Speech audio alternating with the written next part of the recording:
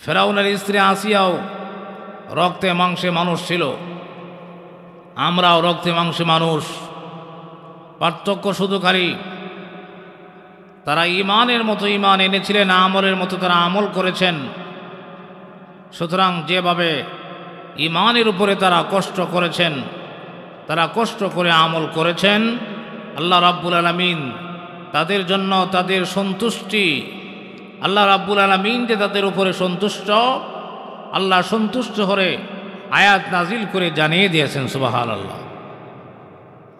এই জন্য যেহেতু আমরা কষ্ট করে বসেছি, পূর্ণ আদবের সাথে শুনব, কথা একদম বলবো না, আমলের নিয়তে শুনব, হেদায়েতের উদ্দেশ্যে শুনব। আল্লাহ রাব্বুল আলামিন আমাদের সকলকে কবুল করুন, মঞ্জুর করুন, বলুন আমিন। সম্মানিত মা ও বোনেরা, দুঃখের সাথে বলতে হয়, আমি পূর্বেও বলেছি, মা মানে মূল, মা হলো সংসারের মূল। কোনো সংসারে যদি মা না থাকে তাহলে এই সংসার মরে যায়, এই সংসার এলোমেলো হয়ে যায়। গাছের মূল শিকড় কেটে কেটে যেমনভাবে গাছ বাঁচে না, ঠিক তদ্রূপ সংসারের মূল মা যদি না থাকে, মা যদি নষ্ট হয়ে যায়, মার আমল যদি খারাপ হয়ে যায়, এই সংসারও আর ভালো থাকে না।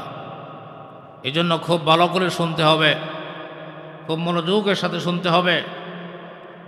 মা কথাটা লেখলে একটি অক্ষর, সেটা হচ্ছে বাংলায় ম আর আরবিতে হচ্ছে মিম। লক্ষ্য করে দেখুন, মক্কা লেখলে মিম লাগে। মক্কাতুল মুকাররমা পৃথিবীর সর্ব উৎকৃষ্ট জায়গা, সারা পৃথিবীর দর্শনীয় জায়গা, সারা পৃথিবীর মানুষের কলব, সারা পৃথিবীর মানুষের দৃষ্টি, সারা পৃথিবীর মানুষের কলিজার টুকরা হচ্ছে আল্লাহর ঘর মক্কাতুল মুকাররমা। সেই মক্কা লেখলে বাংলায় ম, আরবিতে মিম।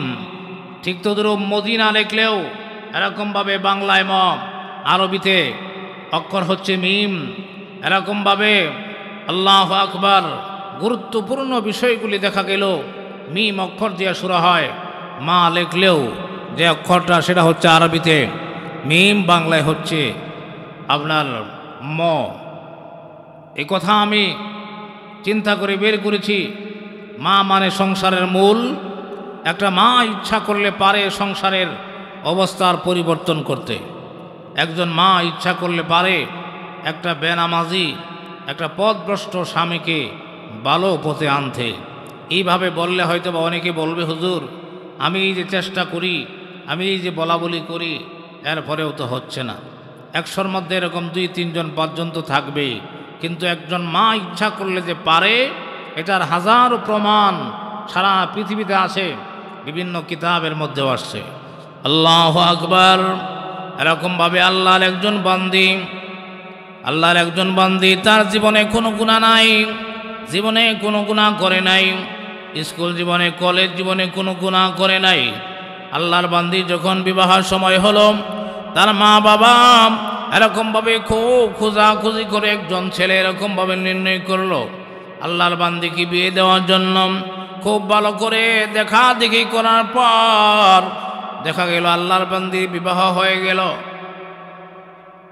ছেলেটা এরকমভাবে দেখতে শুনতে উঁচায় লম্বায়, কথাবার্তায় অনেক ভালো, উপর দিয়া বোঝার কোনো ক্ষমতাই নাই। তার ভিতরে যেরকম খারাপ নেশা আছে, তার ভিতরে যে এরকম নষ্ট, এটা কথার দ্বারা বোঝা যায় না, চেহারা দেখেও বোঝা যায় না। আল্লাহু আকবার। আল্লাহর বান্দির বিবাহ হয়ে গেল। প্রথম রাত্রে দেখা গেল আল্লাহু আকবার, ছেলেটা এরকমভাবে কোথা থেকে যেন রাতের 12টার সময় আসলো। 12টার সময় আসার পরে আল্লাহু আকবার, একটা মানুষের বিবাহের পরে আল্লাহু আকবার প্রথম রাত্রিতে এরকমভাবে ভালো মানুষেরা কত আমল করে, কত ভালোবাসাপূর্ণ কথা বলে। কিন্তু দেখা গেল আল্লাহর বান্দা রাত্রে 12টার পরে এরকমভাবে বাসায় এসে এরকমভাবে সে আবল তাবল করা শুরু করে দিয়েছে। কথার কোনো ঠিক নাই, আচরণের কোনো ঠিক নাই।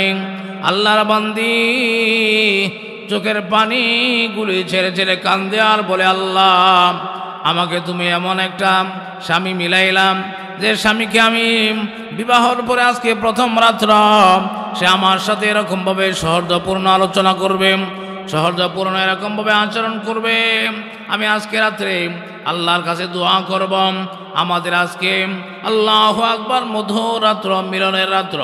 আল্লাহু আকবার, কিন্তু দেখা গেল অবস্থা আল্লাহু আকবার বিপরীত হয়ে গেল। সে প্রথম রাত্রিতে আমার সাথে কেমন আচরণ আরম্ভ করে দিয়েছে। আল্লাহর বান্দি বিবাহের প্রথম রাত্রি থেকেই চোখের পানি এরকমভাবে ঝরতে আরম্ভ করলো।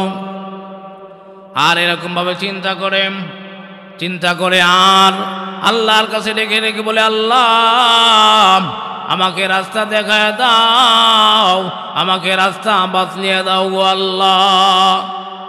আল্লাহর কাছে বলতে আরম্ভ করছে যে আমি তোমার কাছে একটা ভালো সৎ চরিত্রবান স্বামী চেয়েছিলাম, আর আমার কপালে এরকম একটা মদখোর ছেলে, একজন মদখোর স্বামী আমার কপালে জুটল। আল্লাহর বান্দি এই মদখোর ছেলের সাথেই সে ঘর সংসার করতেছে। প্রতি রাত্রেই তার স্বামী এরকম মদ খেয়ে বাড়িতে আইসা উল্টা পাল্টা আচরণ করে, তার সাথে এমন আচরণ করে যে অসহ্যকর অবস্থা। কিন্তু আল্লাহর বান্দি কত ধৈর্যশীল দেখেন। এই ঘটনা থেকে আমাদের ইবরাত হাসিল করতে হবে। সে এরকম চিন্তা করতেছে, সম্মানী মানুষের সম্ভ্রান্ত পরিবারের ভিতরে বিবাহ হইলে এই বিবাহ যেরকমভাবে মানুষ জানে, বিচ্ছেদ হয়ে গেলেও মানুষ এরকমভাবে জানে। সুতরাং আমার বাবা সম্ভ্রান্ত পরিবারের, আমি পড়াশোনা করেছি, আমাকে আশেপাশের আত্মীয় স্বজনেরা জানে আমি একজন জ্ঞানী মেয়ে। এখন যদি এই চরিত্রের কারণে আমার জীবনটা বরবাদ হয়ে যায়, আমার সংসারটা ভেঙে যায়, আমি মুখ আমার সমাজের কাছে, আমার আত্মীয় স্বজনের কাছে কিভাবে দেখাবো? আল্লাহু আকবার এভাবে চিন্তা করে আর দিন যায়। আল্লাহু আকবার চিন্তা করে আর দিন যায়। এমনভাবে চিন্তা করতে করতে আল্লাহ রাব্বুল আলামিন তার ভিতরে এমন ধৈর্য দান করলেন, এমন ধৈর্য আল্লাহ তাকে দান করলেন। খুব কষ্ট করে ধৈর্য ধরে এরকমভাবে এই বাড়িতে আছে, এই মদখোর স্বামীর ঘরের মধ্যে আছে। বাবার বাড়িতেও বলে না, মার কাছেও বলে না, আত্মীয় স্বজনের কাছেও বলে না, না বলে সে ভিতরে হজম করতেছে আর আল্লাহর কাছে দোয়া করতেছে। আল্লাহর বান্দি এরকমভাবে দিন যায় আর সে মদ খায়, রাতের 12টার পরে রাত্রে সেরকমভাবে খারাপ আচরণ করে। এইভাবে করে দিন যাইতেছে।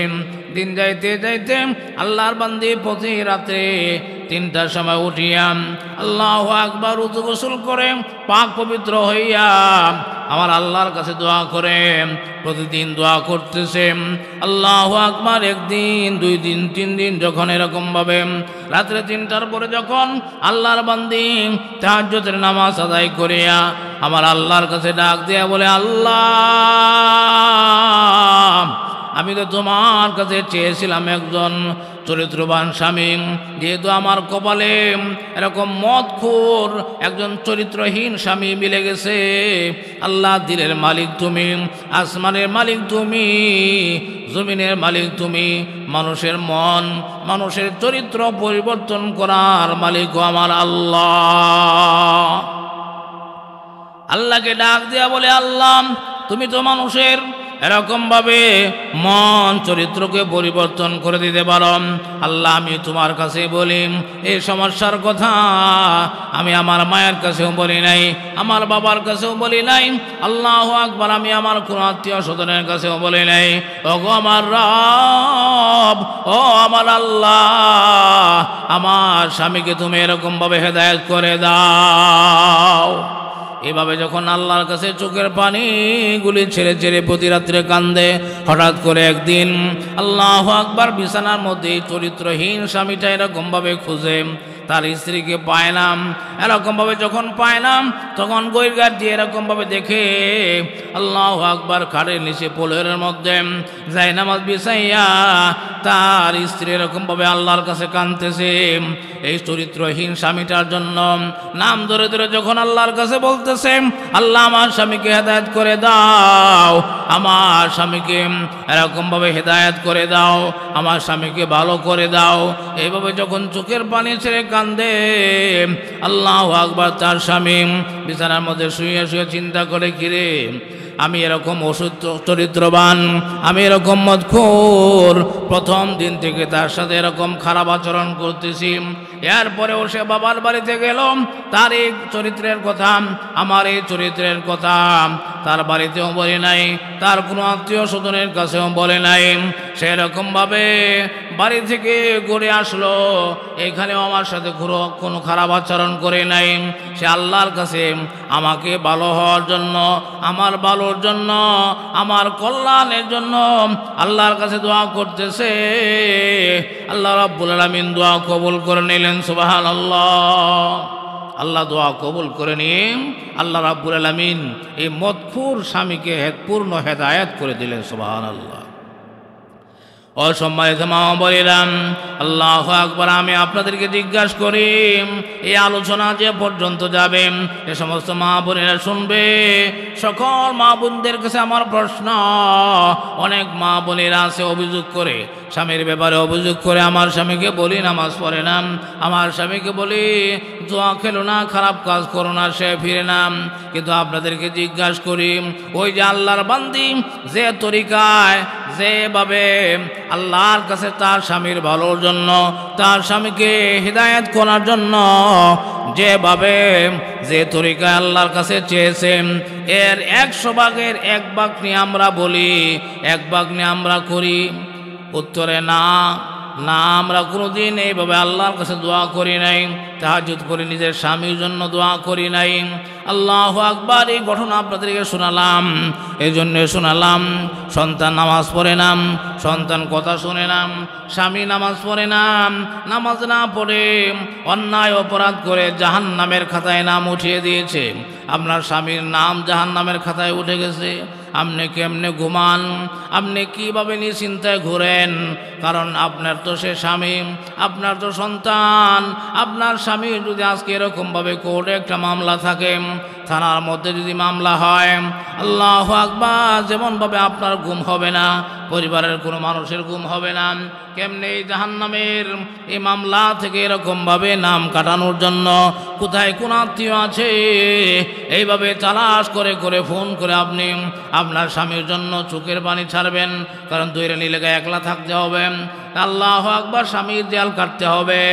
স্বামীকে এরকমভাবে মামলা থেকে নাম কাটানোর জন্য যেমনভাবে আপনি চোখের পানি ছেড়ে আত্মীয় স্বজনের কাছে সাহায্য চান, এইভাবে এর অর্ধেক যদি আমার আল্লাহর কাছে চোখের পানি ছেড়ে কেঁদে কেঁদে বলেন, আল্লাহ তুমি তো আমারও আল্লাহ, তুমি তো আমারও রব, তুমি তো আমারও মালিক, আমার স্বামীরও মালিক, আমার সন্তানের মালিক, তুমি তো কুলিল্লাহুম্মা মালিকাল মুলক, তোমার হাতেই তো সমস্ত ক্ষমতা। ওগো আল্লাহ, তুমি আমার স্বামীকে নামাজি বানায়া দাও, আমার স্বামীকে চরিত্রবান বানায়া দাও, আমার স্বামীকে নামাজি বানায়া দাও। আল্লাহর কসম, আল্লাহর কসম করে বলতে পারি, আপনি 1 দিন 2 দিন 3 দিন 1 মাস 2 মাস 3 মাস এইভাবে 2 রাকাত নামাজ আদায় করিয়া আল্লাহর কাছে 1 ফোঁটা পানি, 1 ফোঁটা নয়, সামান্য পানিও যদি কথা বলে আপনার চোখ দিয়ে বের হয়, আর আমার আল্লাহ যদি দোয়া কবুল করে নেন, দেখবেন আপনার ঘরটা জান্নাতের বাগান হয়ে গেছে। সুবহানাল্লাহ। সুতরাং চেষ্টা যেভাবে করার, এভাবে না করেই যদি শুধু অভিযোগ করা হয়, শুধু অভিযোগ করা হয়, আল্লাহর কাছে অভিযোগ করা হয়, তাহলে কিন্তু হবে না। যেটার যে ঔষধ, যেটার যে তরিকা মেনে আমল করতে হয়, এইভাবে যদি আমরা আমল করি, অবশ্যই আমাদের সমাজে, আমাদের রাষ্ট্রে, আমাদের ঘরে, আমাদের সন্তান সন্ততি, এদের ভিতরে পরিবর্তন আসবেই আসবে ইনশাআল্লাহ। আল্লাহু আকবার। কিতাবের মধ্যে আসছে, আল্লাহরে গলিম, আল্লাহু আকবার, আল্লাহরে কলি এরকমভাবে আল্লাহর কাছে গুনাহ মাফ চায়, আল্লাহর কাছে গুনাহ মাফ চায়। ওগো আল্লাহ, আমাকে মাফ করে দাও, আমাকে মাফ করে দাও। এত আমল করে, এত জিকির করে, এরপরে আল্লাহর কাছে গুনাহ মাফির জন্য মাফ চায়। আল্লাহর কাছে প্রতি রাত্রে তাহাজ্জুদের নামাজ আদায় করে আল্লাহর কাছে গুনাহ মাফ চায়, আল্লাহ আমাকে মাফ করে দাও। এইভাবে যখন আল্লাহর কাছে গুনাহ মাফ চায়, আল্লাহু আকবার, সাথে ওনার যে খাদেম, এই খাদেমও ওনার দোয়ার মধ্যে শরীক হয়ে আমিন আমিন বলে। আল্লাহর বান্দা প্রতি রাত্রে যখন তাহাজ্জুদের পরে আল্লাহর কাছে গুনাহ মাফ চায়, তার খাদেম তার পিছনে বসে বসে আমিন আমিন বলে। এভাবে দিন যায়, যাইতে যাইতে যাইতে যাইতে হঠাৎ করে একদিন গায়েবী আওয়াজ আসে। গায়েবী আওয়াজ, কি যে আওয়াজ দিয়ে বলতেছে, হে আল্লাহর বান্দা, তোকে মাফ করা হবে না, তোর কোনো ক্ষমা নাই। এই কথা এরকমভাবে আল্লাহর বান্দা শুনল, আল্লাহর ওলি শুনল। শোনার পরে এই কথাটা এমনভাবে স্পষ্টভাবে কথাটা আসছে, তার খাদেমও শুনে ফেলাইছে। খাদেম শোনার পরেও দেখা গেল তার ভিতরে কোনো প্রতিক্রিয়া নাই। সে আবারও প্রতি রাত্রে উঠে আল্লাহর কাছে গুনাহ মাফ চায়, আল্লাহ আমাকে মাফ করে দাও। এই আওয়াজ শোনার পরেও সে আল্লাহর কাছে গুনাহ মাফ চায়, আল্লাহর কাছে গুনাহ মাফ চায়। এইভাবে একদিন, 2 দিন, 3 দিন খাদেম ডেকে বল, হুজুর বেয়াদবি মাফ করবেন, আপনি যে প্রতিদিন আল্লাহর কাছে মাফ চান, আল্লাহ তো বলে দিয়েছেন, আল্লাহ তো বলছে আপনার কোনো মাফ নাই, আপনার কোনো ক্ষমা নাই, এরপরে মাফ চায় লাভ কি? এরপরেও মাফ চায় কি লাভ? আল্লাহর বান্দা, আল্লাহর ওলি ডাক দিয়া বলে, রে খাদেম, তুই তো জানোস না, তুই তো বুঝোস না, আমার আল্লাহ এমন দয়ার আল্লাহ, আমার আল্লাহর দরবার এমন দরবার যে আর যে আল্লাহু আকবার, এসে বড় দরবার পৃথিবীতে আর দ্বিতীয়টা নাই। আমার আল্লাহর দরবার ছাড়া আর কোনো দরবার নাই। দুনিয়াতে ফকির ভিক্ষা করে, এক দুয়ারে যাওয়ার পরে যদি না করে দেয় তাহলে আরেক দুয়ারে যায়, এক দুয়ারে গেলে পরে যদি না পায় আরেক দুয়ারে যায়। কিন্তু আমার আল্লাহ তো এমন আল্লাহ, তিনি যে হচ্ছেন কুল হুয়াল্লাহু আহাদ, তিনি এক, তার কোনো শরীক নাই, তিনি ওয়াহদাহু লা শারীকা লাহ, তিনি তো এক, তার কোনো শরীক নাই। এরকম দ্বিতীয় দরবার যেহেতু নাই, দ্বিতীয় কোনো আল্লাহ নাই, দ্বিতীয় কোনো গফুরুর রহিম নাই, সুতরাং আমি আর কার কাছে যাব? আমি আর কার কাছে যাব? আর কার কাছে চাইব? আর কার কাছে পাইব? কার কাছে ক্ষমা চাইব? সুতরাং আমার আল্লাহ, তিনি মাফ করলেও আমি আল্লাহর কাছে বলবো, তিনি মাফ না করলেও আমি সেই আল্লাহর কাছেই পড়ে থাকব। তিনি আমাকে মাফ করলেও তার দরবার ছাড়ব না, আল্লাহু আকবার, মাফ না করলেও তার দরবার ছাড়ব না। এইটা এমন দরবার, এমন আল্লাহর দরবার, যে দরবার ছেড়ে অন্য কোথাও যাওয়ার সুযোগ নাই। সুতরাং তিনি যদি আমাকে মাফ করেন তাহলেও আমি থাকব, মাফ না করলেও থাকব। আল্লাহু আকবার। এই কথা বলেন খাদেমকে যখন এই জবাব দিয়ে আল্লাহর বান্দা আবারও প্রতিদিন রাত্রেবেলায় 3:30টায় উঠিয়াম 2 রাকাত করে 4 রাকাত তাহাজ্জুদ নামাজ আদায় করিয়া আমার আল্লাহর কাছে মাফ চায়, আল্লাহ আমাকে মাফ করো, ও আল্লাহ আমাকে মাফ করে দাও। এভাবে যখন মাফ চায় চোখের পানি ছেড়ে কান্দে। আল্লাহু আকবার। আবার গাইবে আওয়াজ আইতেছে, এরে বান্দা শুনে রাখ, আমি আল্লাহ তোকে মাফ করে দিলাম। আল্লাহর কাছ থেকে ক্ষমা পাওয়া এটা সহজ বিষয় নয়। যে বান্দাবান্দি আল্লাহর কাছে ক্ষমা পেয়েছে, আল্লাহর পক্ষ থেকে মাপ পেয়েছে, এর চেয়ে স্বাধীন মানুষ, এর চেয়ে ভালো মানুষ, এর চেয়ে শ্রেষ্ঠ মানুষ আর পৃথিবীতে হতে পারে না। সুতরাং আল্লাহর কাছে যে বেশি বেশি মাপ চায়, বেশি বেশি ইস্তেগফার করে, সেই ব্যক্তি আল্লাহর প্রিয়। আল্লাহ রাব্বুল আলামিন তাকে বেশি ভালোবাসে, বেশি পছন্দ করে। সুতরাং আল্লাহর কাছে বেশি বেশি ইস্তেগফার করা, আল্লাহর কাছে বেশি বেশি মাপ চাওয়া।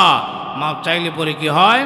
যদি গুনাহ নাও থাকে এরপরেও যদি আমি ইস্তেগফার বেশি বেশি পড়েন, আল্লাহর কাছে বেশি বেশি তওবা করেন, এই তওবার কারণে আল্লাহ রাব্বুল আলামিন দেখা গেল আপনার পরিবারে, আপনার ব্যবসায় বাণিজ্যে আপনার কি কি অসুবিধা আছে, এই ইস্তেগফারের বরকতে আল্লাহ রাব্বুল আলামিন আপনার দুনিয়ার ওই সমস্ত অসুবিধাগুলি দূর করে দিবেন। সুবহানাল্লাহ। আপনার গুনাহ যেহেতু নাই, আপনি যেহেতু কাজ করতেছেন, ইস্তেগফার পড়তেছেন, সুতরাং আপনাকে তো আল্লাহর পক্ষ থেকে পুরস্কার অবশ্যই দেওয়া হবে। সুতরাং গুনাহ না থাকলেও, পাপ না থাকলেও বেশি বেশি ইস্তেগফার করা, এটা পয়গম্বরী আমল। আল্লাহু আকবার। বিশ্বনবী রাহমাতুল্লিল আলামিন এর শিক্ষা দিয়ে গেছেন যে নবীর আগে পরে কোনো গুনাহ নাই, সেই নবীও আল্লাহর কাছে বেশি বেশি দোয়া করেছেন, বেশি বেশি দোয়া করেছেন, বেশি বেশি ইস্তেগফার করেছেন। বেশি বেশি ইস্তেগফার করার জন্য আল্লাহ রাব্বুল আলামিন কোরআন শরীফে আল্লাহু আকবার সূরা নসর নাজিল করে নবীকে জানায় দিলেন, ইজা জাআ নাসরুল্লাহি ওয়াল ফাতহ রাআইতান নাসা ইয়াদখুলুনা ফি দীনিল্লাহি আফওয়াজা ফাসাব্বিহ বিহামদি রাব্বিকা ওয়াস্তাগফির ইন্নাহু কানা তাওয়াবা। আল্লাহ বলেন ফাসাব্বিহ বিহামদি রাব্বিকা ওয়াস্তাগফিরহু। আল্লাহ বলেন নবী, আপনি আপনার রবের উদ্দেশ্যে বেশি বেশি ফাসাব্বিহ বিহামদি রাব্বিকা, আপনার রবের বেশি বেশি তাসবিহ, বেশি বেশি হামদ সানা পড়ুন এবং ইস্তেগফার করুন। মুফাসসিরিনে কেরাম বলেন, যে নবীর কোনো আগে পরে কোনো গুনাহ নাই, সেই নবীকে আল্লাহ রাব্বুল আলামিন আল্লাহর পবিত্রতা ঘোষণা করার এবং বেশি বেশি ইস্তেগফার করার কথা কেন বললেন?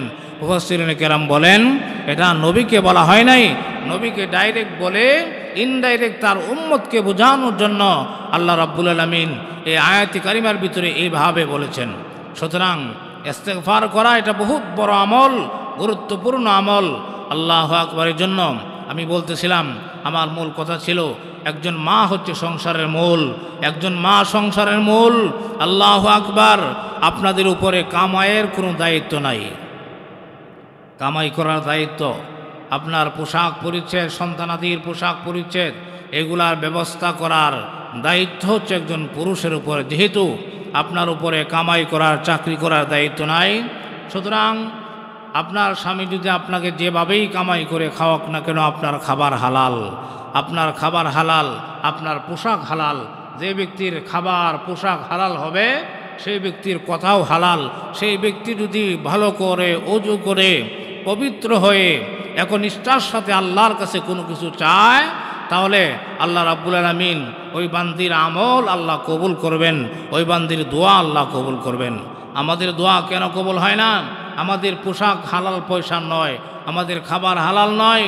সুতরাং যার খাবার হালাল না, তার দোয়া নামাজ কিছুই আল্লাহর কাছে কবুল হয় না। ইবাদত কবুল হওয়ার জন্য পূর্ব শর্ত হচ্ছে আপনার পবিত্র খাবার, খাবার পবিত্র হতে হবে। খাবার যদি হালাল না হয়, তাহলে আমার পোশাক যত সুন্দর হোক, আমি যত সুন্দর করি, আমি আল্লাহর কাছে বলি না কেন, আল্লাহর কাছে এই সমস্ত দোয়া কবুল হবে না, আল্লাহর কাছে এই নামাজ কবুল হবে না, দোয়া কবুল হবে না। সুতরাং আপনারা আমাদের চেয়ে অনেক আগায় আছেন, আমাদের পুরুষদের চাইতে আপনারা অনেক আগায় আছেন। আপনারা রেডি, আপনারা প্রস্তুত, আপনারা শুধু উযু করে মুসাল্লা বিছায়া আল্লাহর কাছে 2 রাকাত নামাজ আদায় করে হাত তুলতে দেরি, আল্লাহ আপনাদের দোয়া কবুল করতে দেরি হবে না। সুতরাং আপনাদের অনেক সুযোগ, আমাদের অনেক অসুবিধা, পুরুষদের অনেক অসুবিধা। আল্লাহ রাব্বুল আলামিন আপনাদের জন্য অনেক কিছু সহজ করেছেন, অনেক দিক দিয়া কষ্টও বেশি, অনেক দিক দিয়ে আল্লাহ আপনাদেরকে সুবিধাও বেশি দিয়েছেন। সুতরাং এই মুহূর্তে আজকেই যদি ইচ্ছা করেন, আল্লাহ আমি পবিত্র হতে চাই, আমি তোমার প্রিয় বান্দি হতে চাই, আমার এই অসুবিধা, এই অসুবিধার জন্য আমি এই নাও, আমি 2 রাকাত নামাজ আদায় করলাম, আল্লাহ আমি এই 2 রাকাত নামাজ আমি তোমাকে দিলাম, আমি তোমার জন্য এই 10টা টাকা তোমার রাহে খরচ করলাম, তুমি আমাকে এই দাও। এইভাবে যদি ক্লিয়ার বলতে পারেন, অবশ্যই 1 দিন 2 দিন 3 দিন আল্লাহ রাব্বুল আলামিন কবুল করবেন, আপনার আশা পুরা করে দিবেন। সুতরাং আমার যে মূল কথাটা ছিল, একজন মা সংসারের মূল, একজন মা হচ্ছে সংসারের মূল। মূল ঠিক, সব ঠিক, মূল ঠিক আছে তো গাছ আপনার জীবিত হবে। গাছের মূল শিকড় কেটে গেলে যেমনভাবে এই গাছ বাঁচে না, সংসারের মূল মা। মা যদি নষ্ট হয়ে যায়, মা যদি বেনামাজি হয়ে যায়, মায়ের আমল যদি খারাপ হয়ে যায়, এই সংসারে ভালো কিছুর আর আশা করা যায় না। সুতরাং এই জন্য একজন মা ঠিক হলেই পরিবারটা ঠিক হয়ে যাবে। একজন মা ঠিক হয়ে গেলে ছেলেরা মেয়েরা ঠিক হয়ে যাবে। একজন মা ঠিক হয়ে গেলে যদিও বাবা অসৎ চরিত্রবান হয়, এই বাবাও একদিন না একদিন ঠিক হয়ে যাবে ইনশাআল্লাহ। আপনি পরীক্ষা করে দেখুন, আল্লাহর কথা সত্য, নবীর কথা সত্য, এই কথা সত্য মনে রেখে আপনি যদি আজকে থেকে আমল শুরু করে দেন, আমলটা ছোট্ট হোক, আমলটা ছোট হোক, এই ছোট আমলটাই যদি আপনি প্রতিদিন নির্দিষ্ট করে আপনার স্বামীর জন্য, ছেলের জন্য করতে থাকেন যে আল্লাহ আমি কোরআন শরীফের এই আয়াতের আমলটা আমি প্রতিদিন তোমার জন্য করতেছি, আমাকে তুমি এই জিনিসটা দাও, আমার স্বামীকে ভালো করে দাও, বা সন্তানকে ভালো করে দাও, বা আমার এই অসুস্থতা ভালো করে দাও। অবশ্যই আল্লাহ রাব্বুল আলামিন আপনাদের দোয়া অবশ্যই কবুল করবেন। সুতরাং আপনাদেরকে পূর্বে যে সমস্ত আমলগুলি দেওয়া আছে, যে ছোট আমলগুলি দেওয়া আছে, ইস্তিগফারের আমল দেওয়া আছে, লা হাওলা ওয়ালা কুওয়াতা ইল্লা বিল্লাহ, এই আমলগুলি দেওয়া আছে, এই আমলগুলি আপনারা করে যান ইনশাআল্লাহ। আর 5 ওয়াক্ত নামাজ সঠিক সময়ে পড়ার চেষ্টা করবেন। চতুর্দিকে মাইকে আজান হয়, আসরের নামাজ ওয়াক্ত মতোই আজান হয়, সব জায়গায় আজান হয়। আপনি যদি কাজের ঝামেলার কারণে বলেন যে আসরেরটা আর মাগরিবেটা একসাথে পড়িয়া তারপরে শুয়া পড়মুনে, না, এইভাবে গুরুত্ব সহকারে নামাজ আদায় হবে না।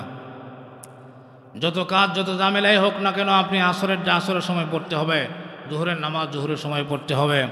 আপনার এই বিষয়গুলি ভালোভাবে জানবেন।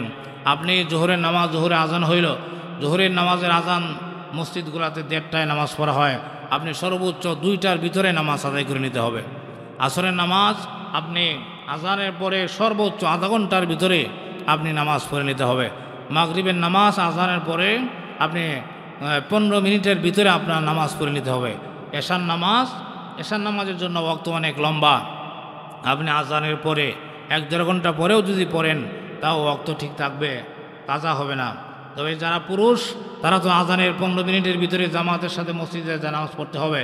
আপনারা যারা মা বোনদের জন্য ইশারের নামাজ, তবে এই জন্য এই নয় যে আপনি 12টার সময় পড়বেন, না হয় ফজরের সাথে একসাথে পড়বেন, এটা কিন্তু এমন নয়। আর ফজরের নামাজের জন্য আজানের পরে বাড়িতে ক্যালেন্ডার দেখে এরকম কোন সময় নামাজ কাজা হয়ে যায়, এই ওয়াক্তটা দেখে আপনার আজানের পরে আধা ঘন্টার ভিতরে ফজরের নামাজ পড়ে নেবেন, না হয় কিন্তু কাজা হয়ে যাবে। 1 ওয়াক্ত নামাজ যদি কেউ কাজা করে পড়েও নেই, তাহলেও আপনার 2,88,00,000 বছর জাহান্নামের আগুনে জ্বলতে হবে। এই জন্য নামাজ 5 ওয়াক্ত নামাজ ঠিক না করে আল্লাহু আকবার অন্য আমল এটা গ্রহণযোগ্য হবে না। মূল আমল হচ্ছে 5 ওয়াক্ত নামাজ। কোনো বান্দাবান্দি যদি 5 ওয়াক্ত নামাজের হিসাব নিকাশ ঠিক না করে, তাহাজ্জুদ পড়ে, জিকির করে, হজ করে, অন্য আমল ঠিক আছে, কিন্তু তার নামাজ ঠিক নাই, তার কোনো আমলই ঠিক নাই। যার নামাজ ঠিক, তার সমস্ত আমল ঠিক না থাকলেও আস্তে আস্তে ইনশাল্লাহ ঠিক হয়ে যাবে। এই জন্য 5 ওয়াক্ত নামাজের জন্য পূর্বে বলেছি, আজকেও বলতেছি, 5 ওয়াক্ত নামাজে সময় মতো আদায় করুন, সময় মতো আদায় করুন, ভালো করে পবিত্রতার সাথে উজু করুন। উজু করে আপনি যেভাবে জানেন এইভাবে পড়তে থাকুন। আর যে সমস্ত বিষয়গুলি আমাদের জানা নাই, এগুলি জানার জন্য চেষ্টা করতে থাকুন, চেষ্টা করতে থাকবেন আর নামাজ পড়তে থাকবেন। অনেক মা বোনেরা আছে, আমি নামাজ কি দিয়া পড়ব, আমি তো কিছুই জানি না, এই কথা বলে অনেক মা বোনেরা নামাজই পড়ে না। আপনি যদি শুধু সুবহানাল্লাহ জানেন, এই সুবহানাল্লাহ দিয়ে নামাজ পড়বেন। যদি আলহামদুলিল্লাহ